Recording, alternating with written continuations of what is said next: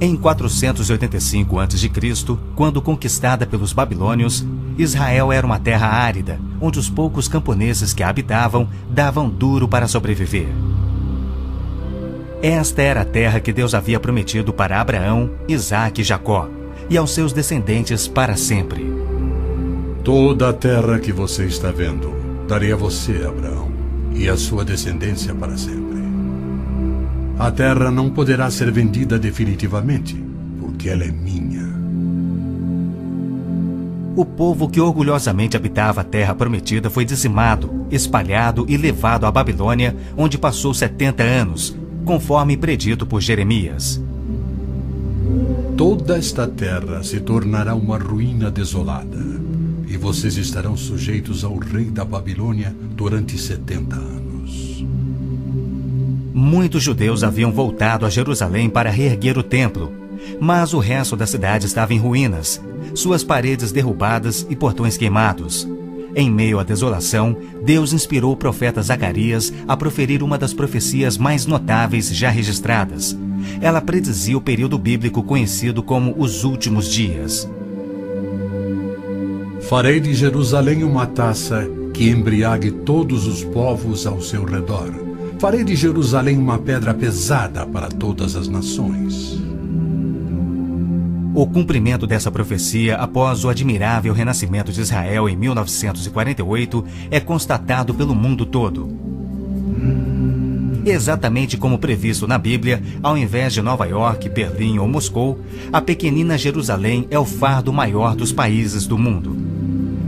O peso que ela tem é tal que o Conselho de Segurança das Nações Unidas dedicou quase 1/3 das suas deliberações a Israel, que representa apenas 1/1000 da população mundial.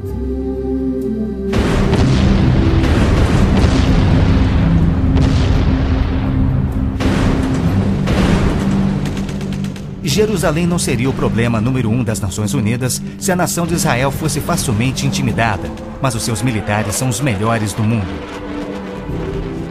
Naquele dia farei que os líderes de Judá sejam semelhantes a um braseiro. Eles consumirão todos os povos ao redor. O Senhor protegerá os que vivem em Jerusalém.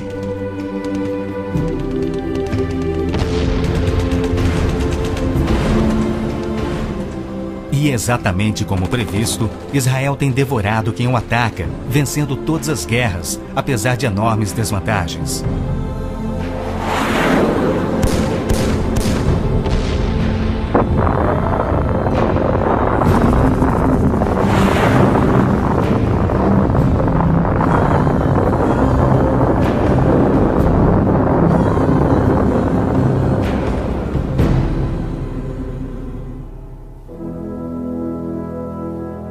O anjo Gabriel revelou a Daniel que Jerusalém seria reconstruída e que após 483 anos viria o Messias. E que seu próprio povo, o povo de Israel, o rejeitaria e o crucificaria. Que a cidade e o templo ficariam outra vez em ruínas. E foi assim que aconteceu. Depois o ungido será morto e já não haverá lugar para ele. A cidade e o lugar santo, o templo, serão destruídos pelo povo do governante que virá. Jesus entrou em Jerusalém no dia exato da profecia, foi aclamado como Messias e depois rejeitado. Jesus mesmo profetizou: Eu lhes garanto que não ficará aqui pedra sobre pedra, serão todas derrubadas. E serão levados como prisioneiros para todas as nações. No ano 70 DC, exatamente como Cristo previu, os exércitos romanos sob Tito saquearam Jerusalém, derrubaram o templo de Herodes e não deixaram pedra sobre pedra. Mais de 1 milhão de judeus foram mortos e o remanescente espalhado pelas nações. Vocês serão desarraigados da terra em que estão entrando para dela tomar posse. Então o Senhor os espalhará pelas nações, de um lado ao outro da terra. Os profetas de Israel também previram o antissemitismo, que perseguiria os judeus por toda parte. Vocês serão motivo de horror e objeto de zombaria e de riso para todas as nações. Espalhados entre as nações, os judeus têm sido odiados, perseguidos e mortos como nenhum outro povo, enquanto a estéril terra de Israel permaneceu de luto. Após sua visita em 1867, o escritor Mark Twain escreveu: Belém, a terra em que os anjos cantaram não é habitada por criatura alguma. A Palestina se recobre de pano de saco e cinzas, desolada e sem beleza. Em outra de suas profecias admiráveis, Jesus declarou: Jerusalém será pisada pelos gentios, até que os tempos deles se cumpram. Jerusalém foi disputada por todos os grandes povos da história. Babilônios a dominaram, depois os medo-persas. Alexandre o Grande tomou a Palestina para os gregos em cerca de 300 a.C. Depois foram os egípcios, seguidos pelos assírios e então os romanos. Invasores islâmicos se apoderaram dela, mas foram depostos nas cruzadas. Mais tarde, os mamelucos islâmicos do Egito a tomaram. Depois, os turcos otomanos reinaram por 4 séculos. E ao longo destes séculos, os judeus ali viveram e sofreram.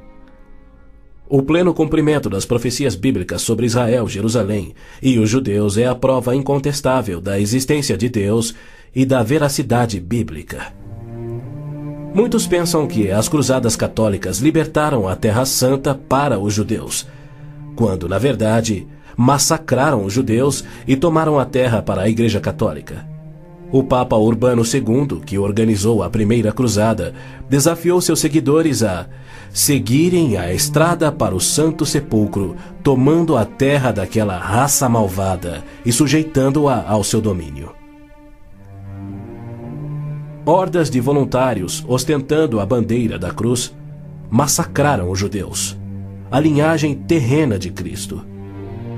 Isso por todo o trajeto a Jerusalém.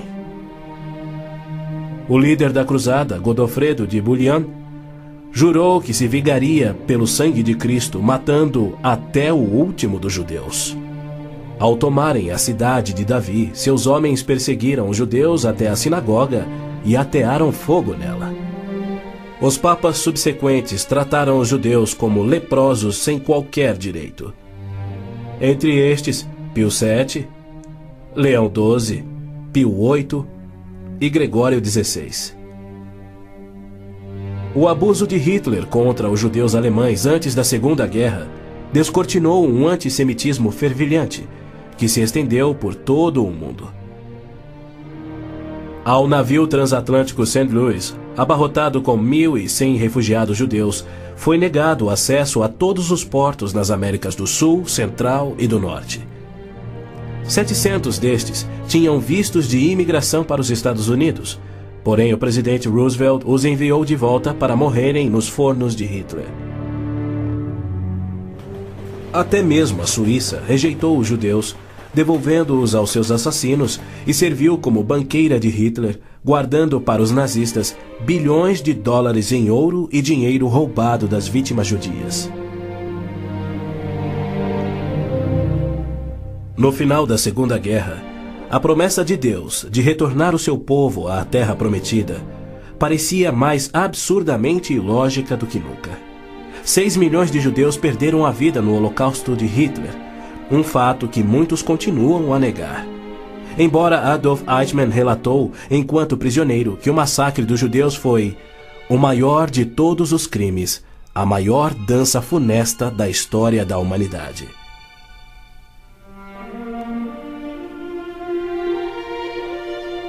E o mais incrível é que, após a guerra, centenas dos esqueléticos sobreviventes, libertados dos campos de extermínio, foram mortos em toda a Europa.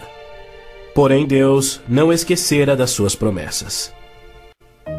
De 1945 a 1948, apesar de um cruel bloqueio naval inglês, 10 navios antigos contrabandearam 70.000 sobreviventes do Holocausto para dentro da Terra Prometida. Nas palavras de um dos sobreviventes, os velhos navios e a frota britânica eram ameaças menores que a vida na Europa. Pela primeira vez em anos tínhamos um propósito: a criação de um Estado judeu. Milhões de judeus têm voltado a Israel oriundos de mais de 100 países. A existência de Israel hoje, na Terra Prometida, é incontestavelmente uma obra de Deus.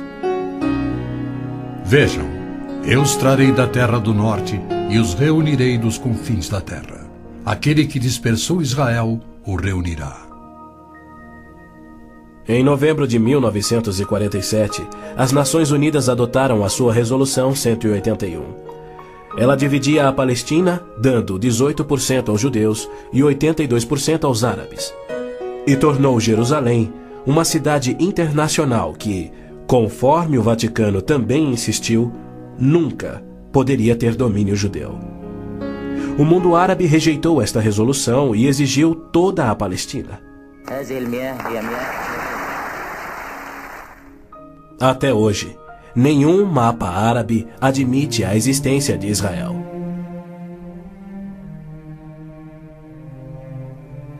Em 14 de maio de 1948, Israel declarou sua independência. E foi imediatamente invadido por 6 nações árabes. Seus soldados eram várias vezes mais numerosos que os colonos judeus e tinham superioridade indiscutível em armas, tanques e aviões. Tendo recebido da ONU uma faixa estreita e indefensável de terra, rodeada de inimigos dispostos a exterminá-lo, Israel deveria ter sido aniquilado.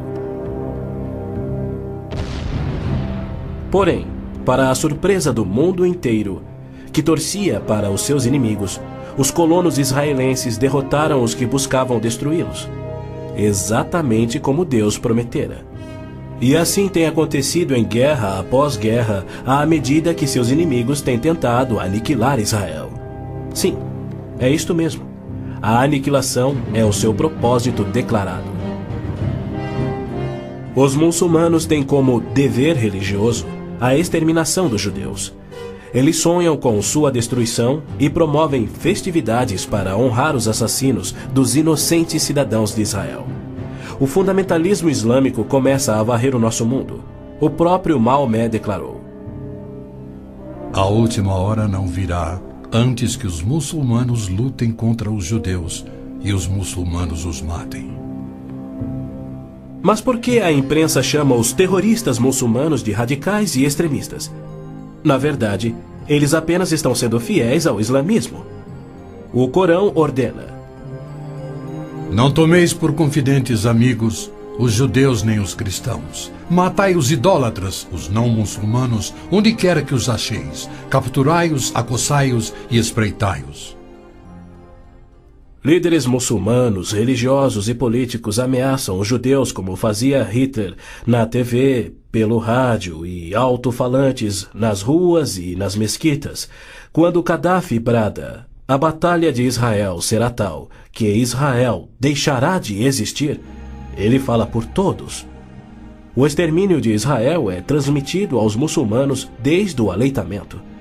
Um ministro da educação da Síria escreveu: O ódio com que doutrinamos as mentes dos nossos filhos desde o parto é sagrado. Um livro-texto de adolescentes egípcios declara: Israel não viverá se os árabes forem firmes no seu ódio. E um livro de pré-adolescentes diz: Os árabes não desistem de trabalhar em prol do extermínio de Israel. É uma loucura Israel tentar firmar acordos de paz com inimigos como estes, mas a pressão mundial o obriga a isto. Na Guerra de Yom Kippur de 1973, milhares de tanques atravessaram simultaneamente o Sinai, oriundos do Egito, e descendo o Golã a partir da Síria num ataque surpresa cuidadosamente orquestrado. As forças militares de Israel estavam todas de licença, celebrando a mais sagrada de suas festas religiosas, levando, portanto, 3 dias para que se mobilizassem. 300 mil israelenses enfrentaram 1,2 milhões de árabes. Escapando por um fio da derrota, Israel sofreu pesadas baixas. Mas, em cumprimento incontestável da admirável profecia de Zacarias, de que as tropas judias seriam como fogo que consumiria as nações vizinhas, Israel expulsou os seus inimigos. Em retaliação por ter se defendido, 61 nações romperam relações diplomáticas com Israel, enquanto nenhuma nação repreendeu os árabes por seu ataque surpresa. Este tenso e custoso estado de alerta de Israel tem sido manipulado de modo a acusá-lo de perpetrador de violência infundada contra vizinhos amantes da paz. O antissemitismo é uma força motriz da mídia mundial, que é muito influenciada pelo dinheiro do petróleo. Não se veicula nenhuma crítica aos árabes e suas repetidas ameaças de extinção de Israel. Quando Israel deportou 400 terroristas do Hamas e do Jihad Islâmico por terem matado e mutilado centenas de seus civis, foi criticado pela mídia internacional e censurado pelas Nações Unidas. Mas quando o Kuwait deportou 300 mil palestinos, em sua maioria civis inocentes, a mídia fez pouco caso e as Nações Unidas ignoraram o fato. As Nações Unidas são flagrantemente pró-árabes e contra Israel. As chamadas Forças de Paz das Nações Unidas no Líbano abrigaram terroristas da OLP, ofereceram suas instalações para treinar terroristas, forneceram equipamento militar e auxiliaram as equipes de terroristas a caminho de atacarem Israel. Quando Israel se viu pressionado a ponto de invadir o sul do Líbano para expulsar a OLP, descobriu na área das Nações Unidas estoques suficientes de armamentos para sustentarem uma invasão de 1 milhão de homens. E a maioria, incrivelmente, era avançada demais para ser operada pela OLP e era obviamente destinada a uma invasão soviética.